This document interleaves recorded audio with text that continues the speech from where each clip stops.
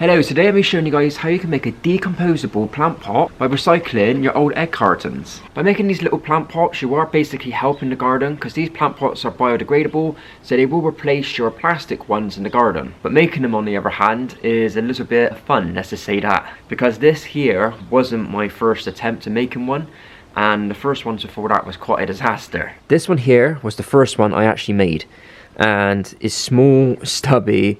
It's not bonded very well, but it is doing a purpose and it is working. And this one here was my second one. You can see I'm almost got there. Still the same problem, it wasn't really bonding very well. This one stayed wet for ages, it wouldn't actually go off hard. And then this one here is the one I'm most happy about because it's the one that's come out the best. So like I said, I kind of failed the first couple of times, but I finally got there in the end and making a perfect one at the end. So yeah, this is going to be a rough guide on how I managed to make them. I'm sure you guys could probably do it a lot better at home, so please leave comments in the comment section on how you actually did it.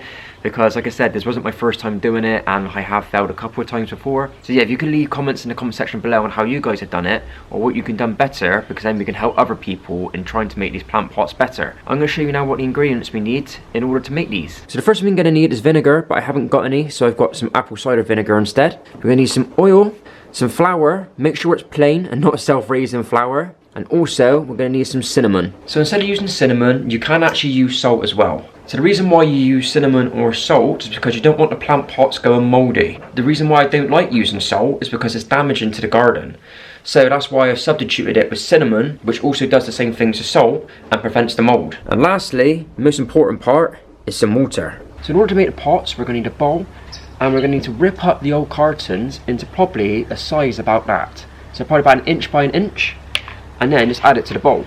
So it should look something like that. Alright, so now we're going to have to add some water to basically soften up all this cardboard. Try and use warm water, don't try and use cold water because it will take a little bit longer of cold water. So all we do now is just fill it up so it basically all the cardboard is submerged in the water. There you go. That is perfect. Alright, so now all we've got to do now is leave this for an hour. Basically we're just waiting for all the water to soak into the cardboard. So just let it sit for an hour, let it all soak, because it'd be easier for us to break it up later on. But if you've got to use cold water, I recommend leaving it a little bit longer. An hour for warm water and probably a couple more hours for cold water, because don't know why, but the warm water seems to loosen it up a lot quicker. Right, so while we're waiting for that to soak up, we're going to make some glue. You can use glue from the stores, but we're going to make it super safe for the garden. So we're going to make our own homemade glue from water and flour. So the mixture is going to be 1 part flour to 2 part water. Let's put a saucepan on. What we're going to do is put some cold water in. So we put 2 parts water to 1 part flour. Try not to use any boiling water for this. You want to use cold water because you don't want to cook the flour. You want to let it slowly mix in with the water to make a paste. So like I said before, cinnamon is a good way to prevent mould. So what I've done is added a bit to the mixture as well. So it should help the plant pot not go mouldy. And as you can see now, it's starting to thicken up a little bit. So just keep stirring and trying to get rid of any big parts that is in there. Alright, so the homemade glue is now done. It's still hot at the moment. We don't want to use it while it's hot. So what we're going to do is put it on the side and let this cool down now. So by the time we now sort out the cardboard, this glue should be ready to go. Alright, so that we made our glue, let's have a look and see how well this is absorbed. Alright, as you can see, the cardboard is now completely soaked and it's very easy to break apart. So what you want to do now, try and squish and tear up the cardboard as best as you can.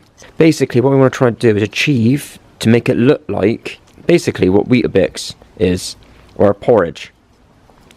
You just want to make it so it looks all broken up.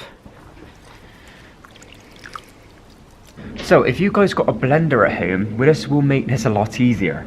I'm doing this all by hand basically because not everyone has got a blender at home. If you've got to do it by hand, I recommend breaking the stuff up every 10 minutes or so.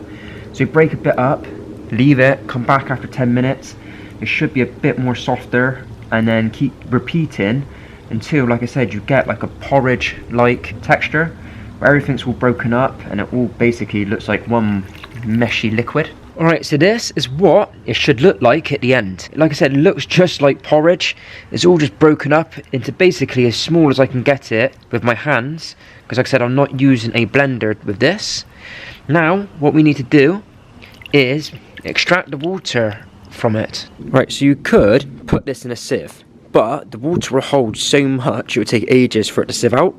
So the best thing I usually do is basically just try and squeeze as much water out as you can. Just put it somewhere just to dry out a little bit. So this is what it's meant to look like after all the water has been drained out. Now what we do, once you've re-cleaned your bowl, is to grab it and basically try and make it into as smallest parts as you can possible and break it all up. Right, so this is what it looks like now. What you want to try and do is basically try and break it down as little as you can, because it's going to make it easier when it comes to doing the mixing process in a minute.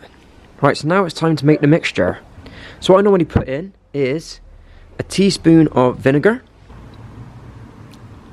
a teaspoon of oil, a light sprinkle of the grounded cinnamon.